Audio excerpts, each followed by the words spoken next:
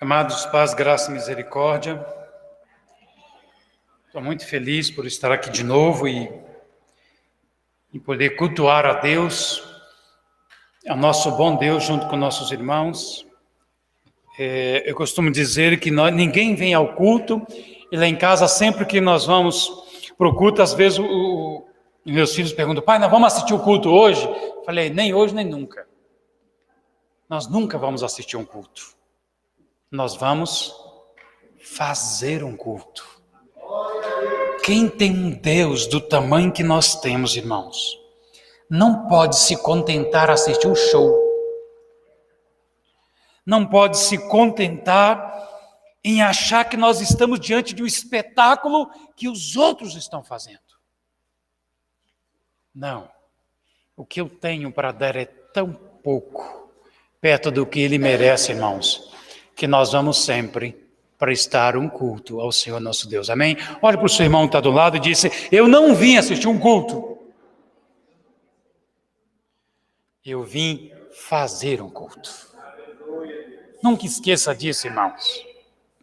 Eu não sou assistente de culto. Eu sou adorador. Amém? Bendito Pai, Pai do nosso Senhor Jesus Cristo, nós estamos diante de Ti, Senhor, nesta noite. É um privilégio enorme, Senhor. Conhecendo um Deus tão sublime, tão soberano, tão grande quanto o nosso Deus. Deus, como diria Marianita, eu estou entupido de felicidade, de alegria, de poder estar na casa do Senhor e prestar um culto a um Deus tão grande, tão maravilhoso. Ó Senhor, obrigado pelo esse privilégio. E também, Senhor, diante da Tua palavra, nós queremos que nossa voz emudeça e que o Espírito de Deus, que um dia inspirou a Tua palavra, possa iluminar os olhos do nosso entendimento para que nós possamos compreendê-la, Senhor, e ao compreendê-la, vivê-la, e ao vivê-la, adorar e agradar o Senhor nosso Deus. Senhor, ainda no Teu nome, nós ordenamos a todas as hostes espirituais da maldade que vieram por nosso meio, para roubar a Tua palavra, que retroceda em nome de Jesus. Espírito de Deus, pastor querido, alimenta nossas almas, em nome de Jesus. Amém. Queridos irmãos, hoje eu vou me contentar e lutar para não reclamar do tempo de novo, que eu já levei bronca, né? Nem está aqui hoje, mas eu sei que ela está ouvindo lá, não vai me dar bronca de novo, não. Então, hoje, irmãos, eu queria compartilhar com os irmãos o processo do completo perdão. A coisa que a gente mais precisava entender é como a gente chega para alcançar o perdão de Deus e viver à luz do perdão de Deus. E por quê? Porque a gente sabe, irmãos, que a única coisa que nos separa de Deus é o pecado.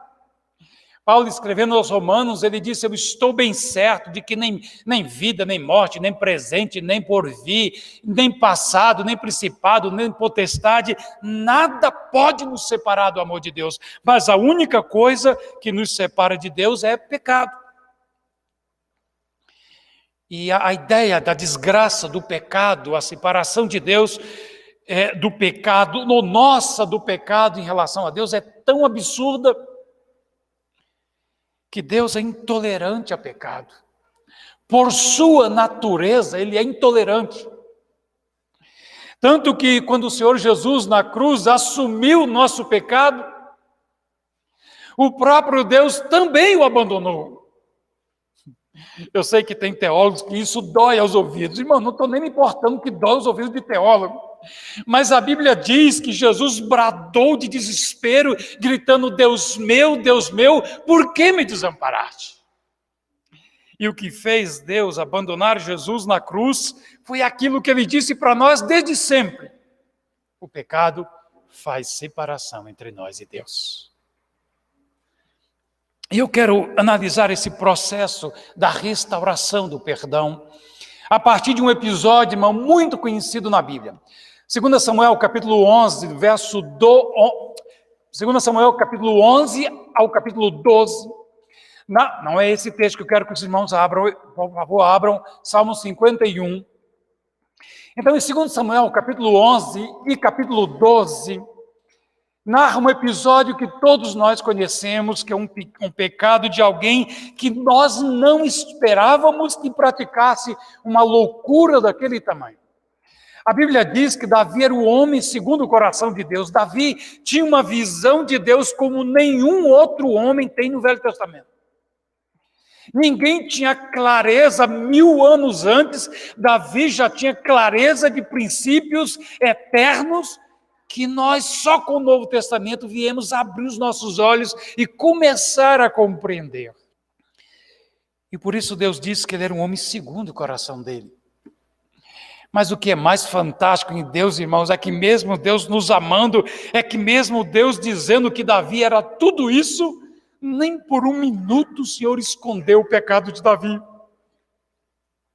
Nem por um minuto Deus fez vistas grossas ao pecado de Davi. E o pecado que eu estou me referindo, irmãos, é aquele em que Davi, quando era para ir para a guerra, porque a Bíblia diz no tempo do rei ir para a guerra, Davi manda o seu exército para a guerra e fica em casa. E quando ele fica em casa, ele vê a mulher linda, maravilhosa, mas mulher de outro homem tomando banho na casa dela e se apaixona por ela. Batseba, todos nós conhecemos, e traz essa mulher para ter com ele. E depois que ele adultera com esta mulher, o marido dela, que era Urias, estava em guerra, veio descansar, porque as guerras demoravam meses, irmãos. Meses e meses a fio. E ele veio alguns dias descansar em casa, e Davi disse: opa, que oportunidade boa, vou mandar ele dormir com a esposa dele, porque se a mulher engravidar, vai dizer: é de Urias, não é meu. Olha como o ser humano é triste. E Urias não foi, ele ficou na porta do palácio, e Davi disse: olha, vá para a tua esposa. Ele disse: como eu vou deleitar-me com a minha esposa, se o exército do Deus vivo está em guerra, se os meus irmãos estão dormindo ao relento por causa da causa de Deus, como que eu vou usufruir dos prazeres com a minha esposa? E Davi ficou muito perturbado, irmãos. Ficou perturbado porque ele estava vendo que não dava para esconder mais o pecado dele. E ele embriaga, chama Urias para a mesa e enche o cara de cana, fica bêbado, para ver se bêbado ele erra o caminho e vai para casa da esposa. E nem bêbado ele foi, irmão. Continuou esperando, dizendo: eu não vou folgar-me enquanto meus irmãos estão no campo de batalha.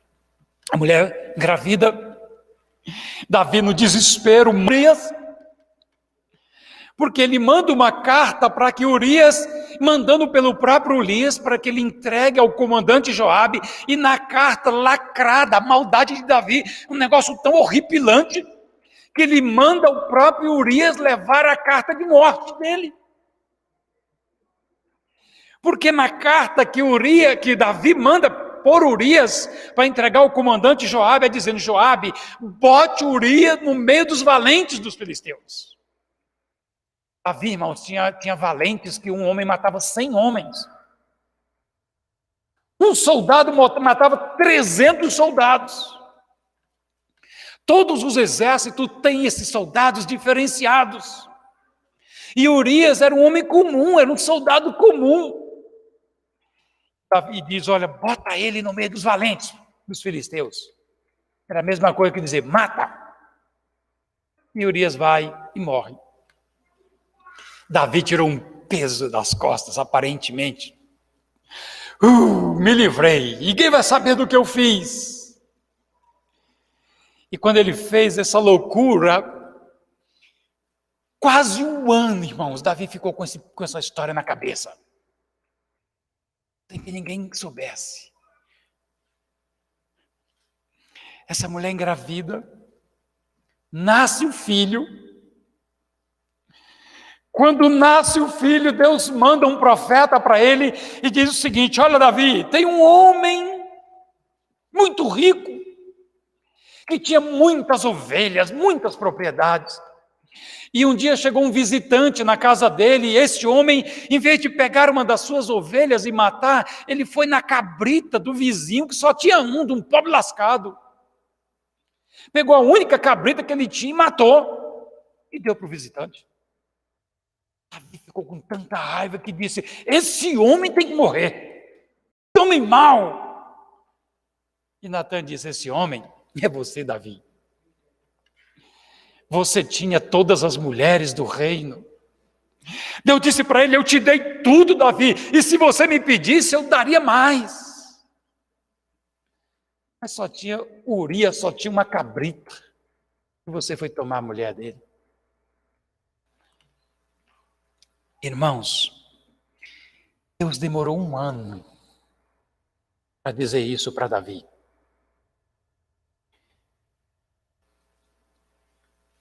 E eu fico pensando, meu Deus, como estava a cabeça de Davi.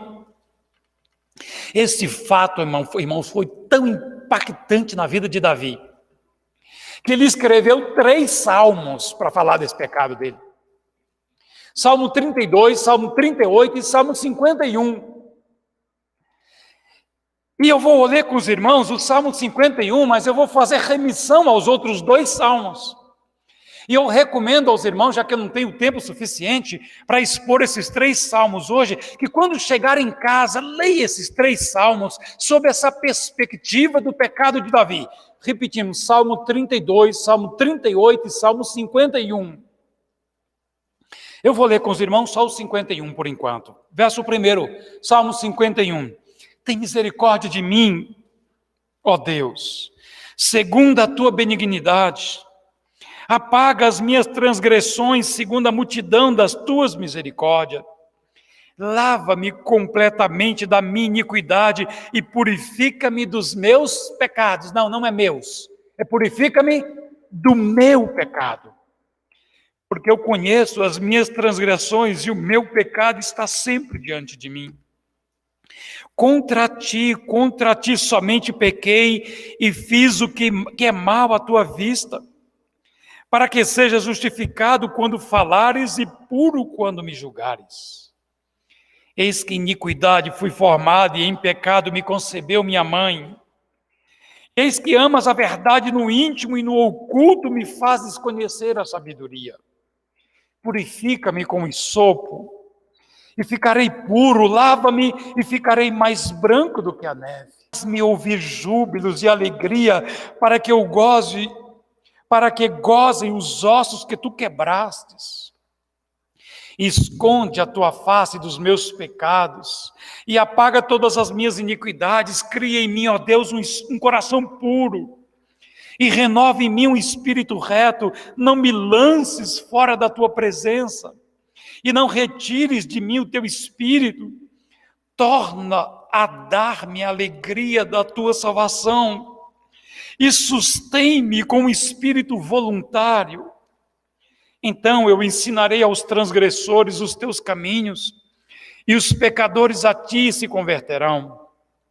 Livra-me dos crimes de sangue, ó Deus, Deus da minha salvação, e a minha língua louvará altamente a tua justiça.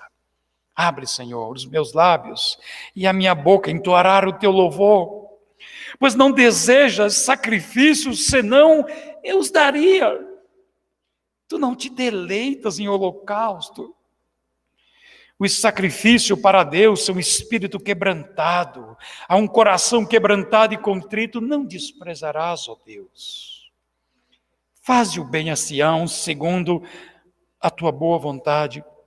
Edifica os muros de Jerusalém. Então te agradarás do sacrifício de justiça, dos holocaustos e das ofertas queimadas. Então se oferecerão novilhos a ti. Amados, esse capítulo que nós lemos narra mais ou menos como Davi estava quebrado quando Deus escancarou a vergonha dele. Quando todos ficaram sabendo que o rei Davi cometeu uma atrocidade desse tamanho. A história, Deus perdoa Davi, mas o filho nasce E Deus mata o menino. E mesmo Davi chorando e esperneando, Deus mata, e Deus dá uma consequência dificílima de suportar a Davi. Deus disse: olha, Davi, a tua própria casa se levantará contra ti. A tua mulher será dada a outros. E a gente sabe, irmão, da desgraça que foi a família de Davi. Amnon vai estuprar, praticamente, a irmã. Depois Absalão mata Amnon. Depois Absalão quer tomar o trono de Davi. Davi tem que sair fugitivo de Jerusalém. Era um inferno a família por causa desse pecado. Mas o que eu quero estudar com os irmãos hoje é o processo da restauração via perdão. Eu disse para os irmãos que Davi ficou 1 ano calado, escondendo o seu pecado. A Bíblia diz que sem arrependimento não há perdão de pecados. E Davi ficou com esse remorso no seu coração. Olha o capítulo 32, o Salmo 32, no verso 3 e 4, ele vai dizer como ele ficou durante 1 ano inteiro. E eu quero, irmão, que à medida que a gente vai estudando, vê se isso não acontece com você. A nossa primeira atitude diante do pecado, porque o pecado é vergonhoso para nós. Quando o mundo peca, irmãos, dá prazer. Quando o homem consegue iludir uma menina para transar com ele no mundo, ele sai contando para todo mundo porque ele está muito feliz. Porque a natureza dele é essa praga.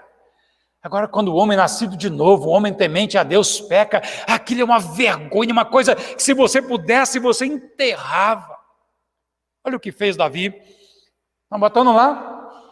Enquanto calei os meus pecados, envelheceram os meus olhos pelos meus constantes gemidos todo dia. Bote o próximo verso. Porque de dia e de noite a tua mão pesava sobre mim. O meu humor se tornou em sequidão de estio. Olha o que Davi fez 1 ano, irmãos.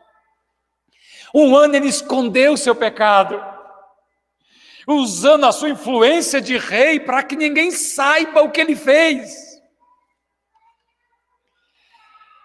E às vezes nós fazemos a mesma coisa. Quando nós pecamos, a nossa primeira atitude é esconder, porque o pecado dá vergonha para nós. Mas nós escondendo o pecado, a gente não fica feliz, irmãos. A gente fica miserável, a gente fica desgraçado. É isso que Davi diz: enquanto eu calei os meus pecados, os meus ossos envelheceram. Tem uma outra tradução que diz: os meus ossos apodreceram dentro de mim. Dia e noite passando na cabeça, sufocando. Um homem que diz: olha, alegrei-me quando me disseram vamos à casa do Senhor. Sabe o que ele estava dizendo agora, irmãos? Senhor, devolve-me a alegria da tua salvação. Quer dizer, ele nem salvo ele se sentia mais. Aquele homem que tinha prazer em ir para a presença de Deus, agora ele está como um cachorrinho com o rabo entre as pernas, se escondendo de Deus, como estava Adão lá no jardim. Quando Adão pecou, a primeira coisa que ele fez foi tentar se esconder. Era assim que estava Davi: calei o meu pecado, ou seja, eu emudeci, não contei para ninguém, não contei nem para Deus.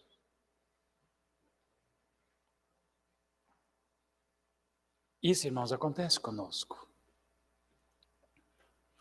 A gente peca e esconde o nosso pecado para ver se a gente esquece dele.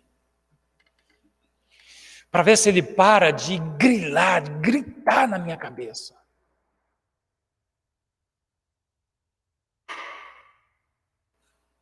Olhe para o seu vizinho, para o seu irmão e diga: pecado esquecido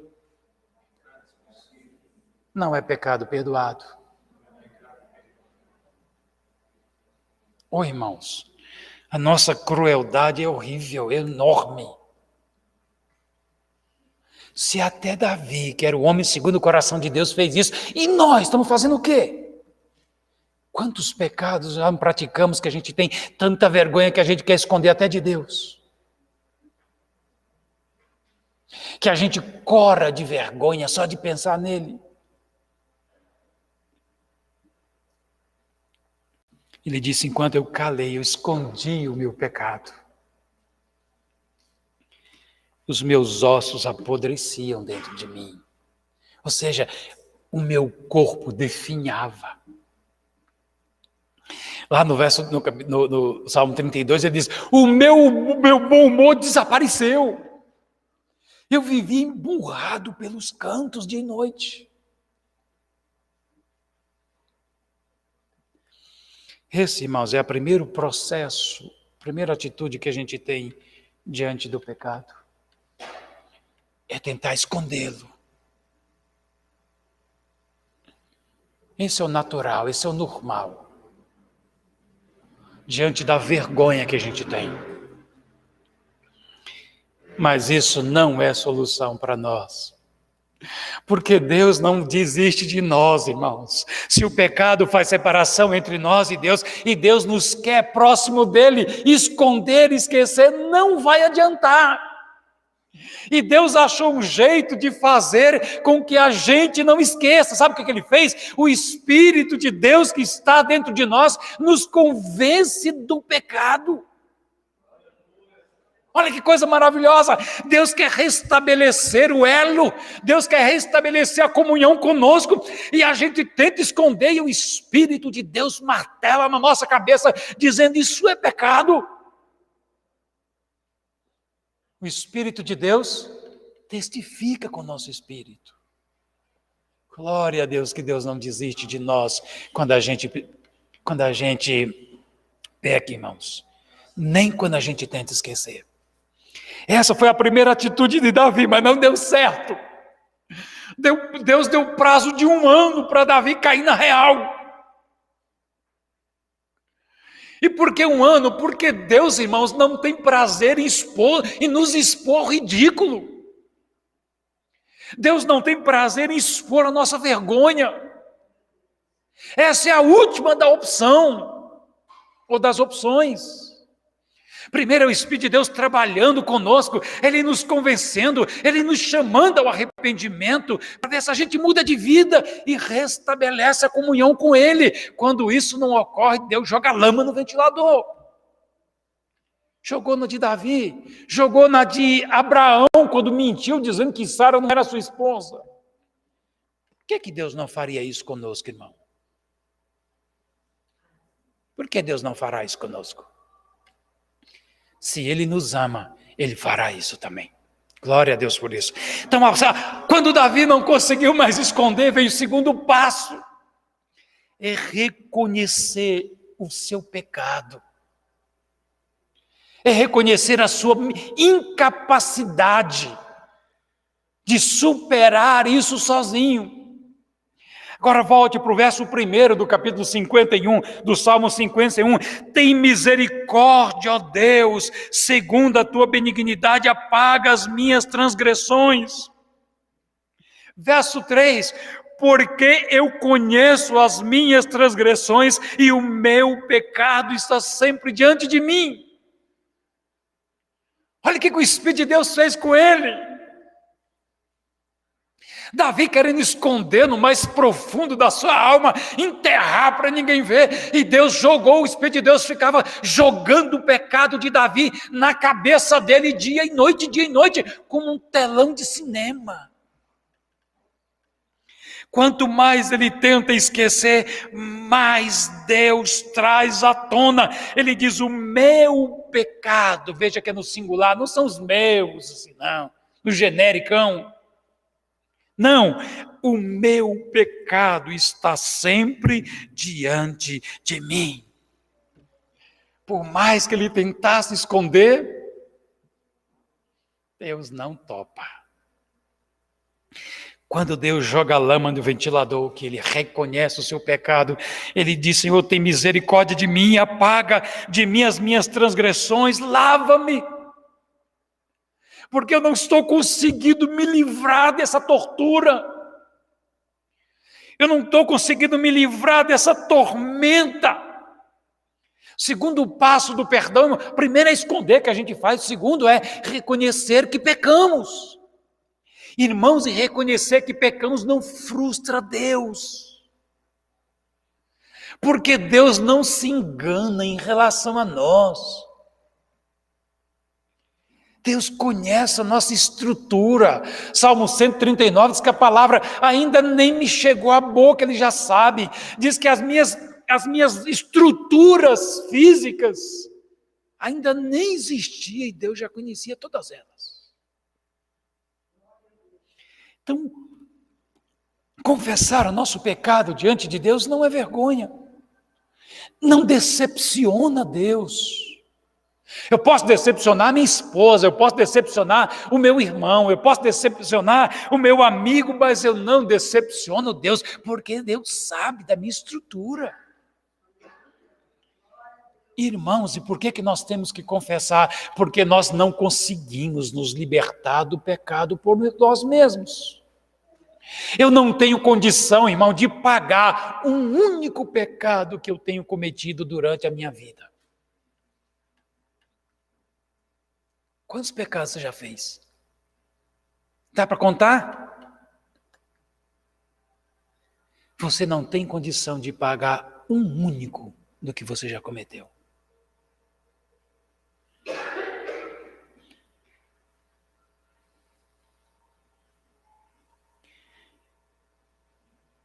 Senhor, tem misericórdia. Quando a gente não pode pagar, o que a gente grita? Misericórdia. O que é misericórdia, irmãos? Deus não me deu o que eu mereço. Quando Davi caiu em si, ele sabia que o que ele merecia era o chicote de Deus. E aí ele grita de desespero, começa o salmo e diz: Senhor, tem misericórdia de mim, Senhor, não me dê o que eu mereço.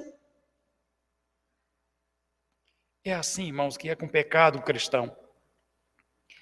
E Davi começa a dizer por que ele não merece isso.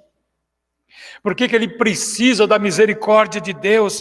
No verso 5 ele diz: Senhor, eis que em iniquidade eu fui formado, e em pecado me concebeu a minha mãe. Senhor, eu não tenho condições de pagar esta conta, porque a minha natureza é desgraçada mesmo. Porque quando eu estava ainda informe, eu estava no ventre da minha mãe e eu já era pecador. Eu já vim com defeito de fábrica. Agora ele caiu em si. Esconder não deu certo. Até que hora? Não. Misericórdia. Então a coisa dele foi: Senhor, não deu certo esconder. Então tem misericórdia de mim. Porque eu sou defeituoso de fábrica. Eu já vim para cá desmantelado, Senhor. E eu digo o seguinte: ele tem um defeito de fábrica e ainda é cego. Nem avaliar o tamanho do seu pecado ele sabe. Olha o que ele faz no verso 4. Contra ti somente pequei. É mentira. Não. É verdade que ele pecou contra Deus. Verso 4, 51. Contra ti somente pequei e fiz o que é mal. Não é verdade. Ele pecou contra Batseba, porque ele fez ela uma adúltera. Ele pecou contra Urias, porque ele mandou matar Urias. E como é que eu sei que mandei matar? Porque lá no capítulo 11, capítulo 12 de 2 Samuel, que narra esse fato, Deus diz assim: porque você matou Urias por intermédio da espada dos filisteus. Então, na concepção de Deus, não foram os filisteus que mataram Urias, foi Davi. Mas Davi ainda está cego, ainda está míope, ele está provando aqui que ele está com defeito de fábrica. Ele não consegue nem avaliar o tamanho da miséria que ele fez. Não foi só contra Deus. Foi mais que isso. Foi contra a nação. Foi contra o reino. Sabe o que Deus disse para ele? Depois vocês leem o capítulo 12, 11 e 12. Deus disse o seguinte: olha, Davi, por causa da tua atitude, o meu nome está sendo zombado.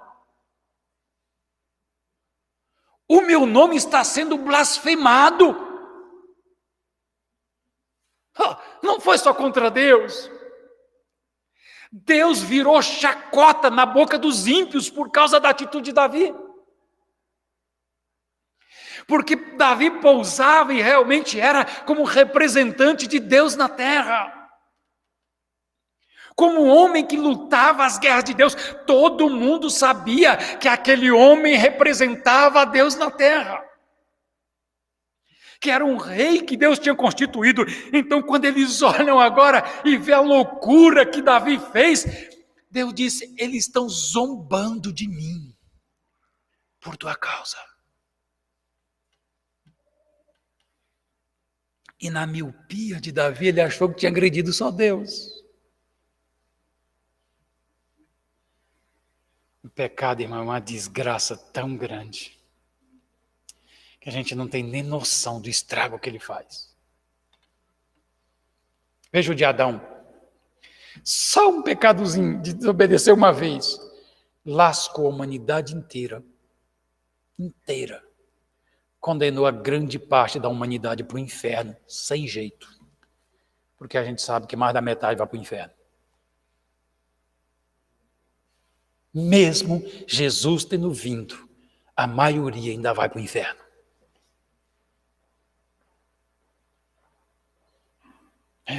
É brincadeira não, irmãos. Ok, essa é a primeira. Agora Davi caiu. Primeira foi esconder o pecado. A segunda coisa foi confessar o pecado e a sua incapacidade de se livrar dele. E a terceira coisa, irmãos, quando eu passo, eu vou correr aqui, porque já me disseram que eu só tenho mais 5 minutos. A terceira coisa é reconhecer que Deus pode. Eu não posso mesmo, mas o Senhor pode. Verso 6, eis que amas a verdade no íntimo, e no oculto me fazes receber sabedoria. Verso 7, purifica-me, ó Deus. Eu sei que eu não posso, porque eu vim com defeito de fábrica, mas purifica-me, ó Deus, e ficarei puro. Lava-me, ó Deus, e ficarei mais branco do que a neve. Olha que coisa linda, irmãos. Quando Deus instituiu o perdão, Ele não instituiu pensando na nossa capacidade de alcançá-lo. Não, Ele instituiu pensando na capacidade dEle de dar-nos liberalmente para todos nós. Glória a Deus. A nossa parte é nos arrependermos, mas perdoar é a atitude divina. É Ele que faz isso. Então Davi agora reconhece, enquanto ele reconhece que ele não pode, ele olha para Deus: Senhor, mas o Senhor pode. O meu pecado é um absurdo, jogou na lama muitas coisas, jogou a minha reputação, jogou a minha família para sempre no buraco. Porque a família de Davi foi uma desgraça. Mas purifica-me e eu ficarei mais limpo do que a neve. Essa parte é importante, irmãos. Eu preciso, quando pecar e ficar com vergonha e me sentir incapaz, é lembrar que Deus pode, que você não decepcionou Deus com o seu pecado. Mas Ele ainda está esperando que a gente volte para começar de novo, e de novo, e de novo, e de novo, a cada dia, até o dia em que nós seremos varões perfeitos.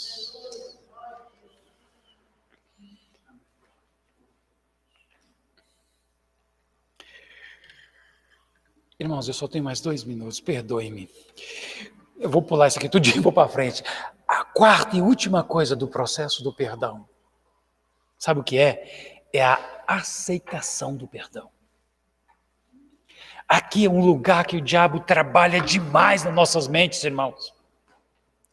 Veja, a gente peca, a gente sai arrebentado, esconde, depois confessa, Deus perdoa, e o que é que a gente faz? Pede de novo. Pense na sua cabeça quantas vezes você já não pediu perdão pelo mesmo pecado. O que aconteceu? A graça de Deus, quando você pediu perdão, não foi suficiente? Foi suficiente. E por que a gente vai e pede de novo? Ou nunca aconteceu com vocês? Só comigo que acontece isso. De pedir perdão de novo pelo mesmo pecado que eu fiz uma vez só aquele e continua rodando na minha cabeça. Quarta parte, irmãos, é receber o perdão de Deus. Acreditar que o perdão de Deus é real para recomeçar, para largar essas misérias para trás. É isso que Paulo diz quando ele diz, olha, não que eu tenha ainda alcançado a perfeição, mas uma coisa eu faço, eu esqueço as coisas que ficaram para trás, eu esqueço das perseguições, eu esqueço de tudo que eu fiz contra a igreja, tudo que eu fiz contra Cristo e prossigo para o alvo, para o prêmio da soberana vocação de Deus. Nós precisamos receber esse perdão. Porque o diabo fica jogando na nossa cabeça o tempo todo aquela mesma vergonha de sempre. Davi precisa, ele sabe disso. Ele diz, Senhor, cria em mim, ó Deus, um coração puro. Não me lances depois disso. Eu queria ter explorado mais, mas não dá. Mas ele diz, para que ele quer isso? Por que ele quer esse perdão? Não é para ficar se culpando mais. O verso 15, abre, Senhor. No verso 14, livra-me dos crimes de sangue, Deus da minha salvação, e a minha língua louvará altamente a tua justiça. Abre, Senhor, os meus lábios, e a minha boca entoará louvores ao Senhor. Quem é que pode louvar a Deus de novo, irmãos? Quando que nós passamos a ter de novo prazer em dizer, vamos à casa do Senhor? Quando que nós vamos ter prazer em estar diante de Deus de novo, sem vergonha? É quando nós recebemos o perdão de Deus. Não é quando Deus nos dá o perdão. É quando nós recebemos o perdão de Deus. Amém? Amados irmãos, peço desculpa pelo tempo. Muito obrigado, Deus abençoe. Pastor.